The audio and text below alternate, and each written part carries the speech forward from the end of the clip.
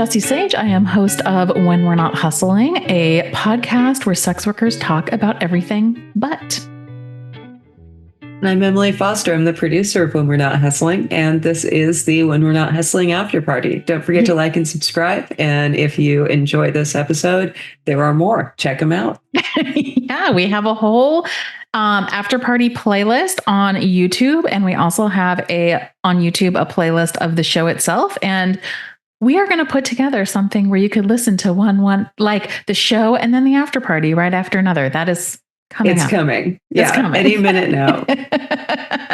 Yeah. By the time you see this, it may even be there. It may be out. You never know. Things just happen. We have so many like irons in the fire that we're just like, I don't know. Well, it'll all come together. Let's just start. We don't have it all ironed out. Let's just do stuff. Yeah. I mean, no, we got 3 episodes into this after party before we named it. Before we named it. Yeah, 3 episodes. I'm living what I preach, right? I'm constantly telling people like, well, it can't be a good thing until it's a done thing. Like it might be bad, but it's a finished product. Like you can't work with. So I'm like, something well, I guess we're just living that. We're finishing stuff. We're putting it out there. Yeah, exactly. So that's what we're doing. Today we're going to talk about Ty Rose, who we had on was episode 7. Ty Rose talked about self-care, and that was so interesting. It was so great to talk to her. It was neat to see somebody who is like in their 20s talking about going on like a self-care journey. Yeah, self-discovery, fasting, connection with a higher self, and probably what struck me the most, boundaries. Just having such clear boundaries with self and people around. And being I really liked this notion of like boundary keeping as self-care. Because that's, I think we have this very weird notion of self-care in our country where it's like bubble baths and candles and not standing up for yourself and having clear boundaries. Right. Yeah. So that was really neat. I liked that. No, it was very cool. So fasting, it was, have you ever fasted? No, I am a hedonist. I love food. I love it so much. I love eating. It's not for me. But I do have a lot of friends and family members. I grew up with my mom fasting, juice fasts. And I think my daughter has participated in those, in a couple of fasts for more for spiritual reasons, I believe, just sort of a general cleansing of everything. So it's definitely in my world, but not me mine personally. Too. I know I could never make it a couple days. Like, I want a donut.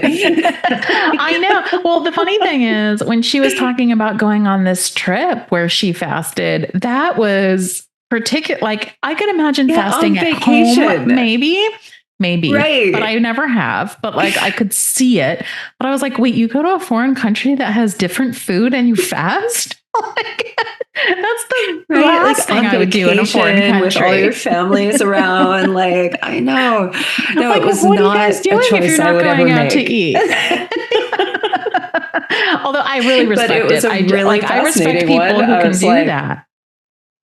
Yeah. No, I was fascinated with her choice to do that. And and just how, and she did say that she only fasted for part of the vacation. So she was able to participate in some of it. But it was really great. I don't know. It was just a really cool conversation to watch and be like, all right, well, you could also do that. That's kind of cool. She was so glowing.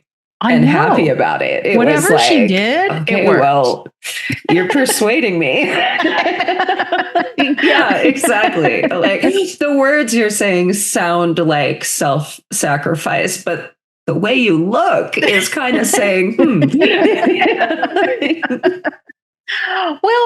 it was interesting because she was talking, and I think I brought this up in the show. I can't remember, but she was talking about how like the seasons for everything.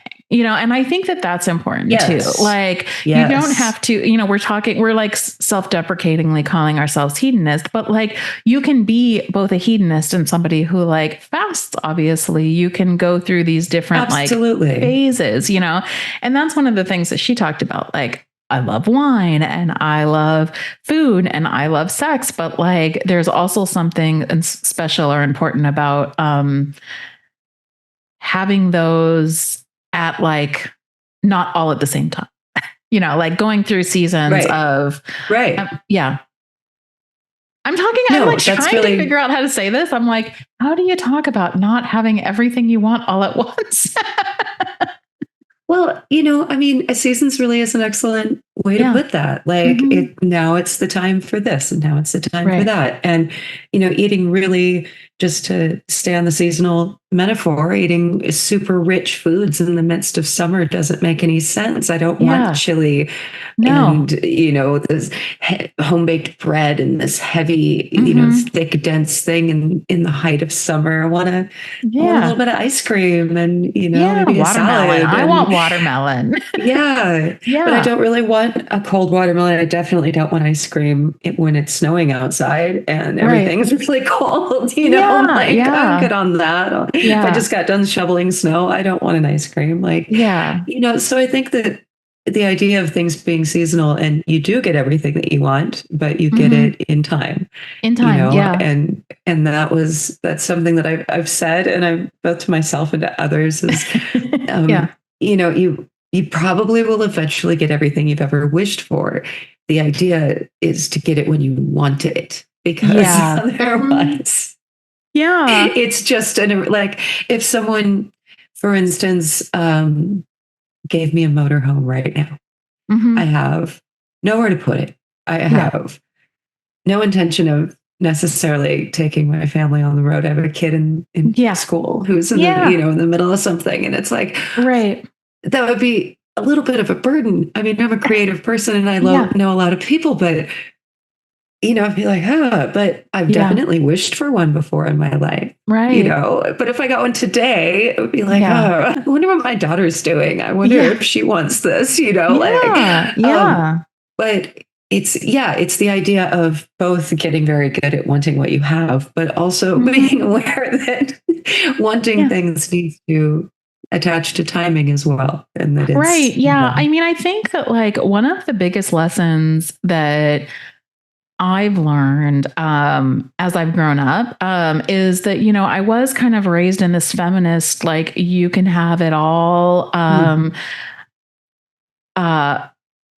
culture that actually isn't true. Like you may be able to have everything that you want, but you can't have it all at once. Like the idea that you can have it all at once does us a disservice because it makes us feel like we're failing at everything. Like, okay, so I can have kids and I can have a marriage and I can have a flourishing career and I can have all of the things and romantic bliss and all of these things. And then you're like, actually, that's a recipe for burnout. Those things aren't. No, I think that those ideas were really sold and they're really lies. There is like, yes, you can't, I mean, to young people and to anyone. Yes, I do believe you can have all of the things in their time. Right. And not all at once. Not all at once. It's so hard to have marital bliss and young children at the same time. It is. Yeah. Focusing on those two things. Like it is possible to, I mean, first of all, it's possible. And everyone accomplishing that. So would you keep it up. But for a lot of people, relationship needs to sort of become this just reliable backbone thing. And then kids get to be the focus. And then maybe relationship is focused more as the kids gets older. And then career can come back and be a part of. And, yes, you can. There are people who are absolutely balancing a lot of those things. I have an amazing sister who really does come close to living that ideal but she is works very, very, very hard and That is takes a toll, constantly though, tired. too. Yes. Yeah, it Yes. does. It takes a toll. Like I'm so proud of her. And I talk about her all the time. We work together. Just like I can't say enough good things about her. But I also just always wanted to take a nap. I'm like, I know because of my health struggles, I rest more than she does. Yeah, yeah. It's I think that the idea that we could have all of those things at the same time is a lie, and B, that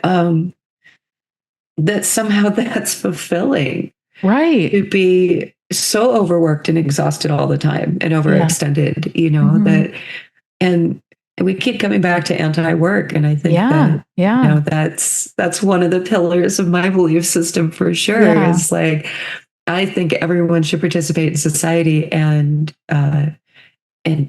do something for enough to offset their own toll, as well as some for the community. So I believe in work, but this idea of just being a slave to a job, and it really feels like it was tied into that. It was tied into this. One of the biggest takeaways that I got from that episode was this idea of like, care for self as being like having boundaries, saying no. And the thing that I've found to be the hardest, especially as like a creative person, is that and a mother and, a spouse and all of these things, is that usually I feel like every single thing that I want that I'm doing makes sense in isolation from the other things. I'm like, oh yes, that totally makes sense. I want to be doing that. I get a lot out of that. Right. Same with this thing, same with this thing, same with this thing. And then all of a sudden when they're all together, I'm like, but this is not manageable. That doesn't make sense. Yeah. Right. And it's like, how do you then figure out what you want to,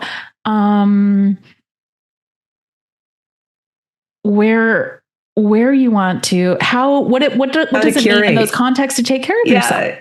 And that often requires hard choices. I think it changes too, right? Over time. Yeah. Like I see people in their 20s and they just have so much energy. Yeah. So much go and so much drive. And there is, and that is diminished in me. It means something different in me now, and I think those things shift, but saying no is a big part of it. That's, and to yourself. Right. Also, as a creative freelance person, I have to be the person who says no. When I worked for a company, I had the most incredible, amazing boss. Shout out to amazing bosses. And she would say, no, that's too much. The team can't take on anymore. Your plate is full enough. I want this amount of focus on these items. Right. And I actually learned a lot from her and how to manage myself, and, and this ability to say, well, no, that's gorgeous. It's an amazing idea. I'd be perfect for it. Yeah. But but I can't do everything all at once. My world does not have any more cycles available in it. I'm sorry. I'd have to let go of something else. And I feel like my whole, I feel very much like that within like my sex work career. Is like when I first started, I took on everything, because I didn't know my place yet. And part of I think that process is also like learning where your energy is best suited, because, I'm like trying to figure out like what works for me. And as like a person who's prone towards ambitiousness, I should say. Just a touch. Don't ask my partner how they would characterize it. It wouldn't be so soft. As a person who's like prone toward that, I want to take on all of the things. But at some point I was like, well, this isn't working. I need to pare down what I'm doing and what I'm not doing. And that's been a really good process. And actually podcast guests have helped me do that. Like I've reached out to so many, shown me what that looks like. Like I've reached out to so many people, and asked if, and my writing too, asking for interviews, podcast interviews, writing interviews, all kinds of things where people would be perfect for it. And I've had people say, that's really cool. I'm glad you thought of me. I would love to talk to you about that, but I'm at capacity. I can't do it. Sure. And I'm like, Okay. That makes sense to Yeah. me. Yeah. Yeah. That's what, I don't know. I feel like that's a great place to wrap this one up. Yeah. Like, self-care is saying no. Yeah. Yeah. Even when you want to, even when it's a good idea. Yeah. Right. Because no Sometimes you doesn't just always have to mean that say you don't no. want to. No, also means that Right. you're prioritizing other things, which is something that we need to learn how to do. Triage. We got to triage things in our lives. Triage. Yeah. So we'll come back to this. I'm in capacity now.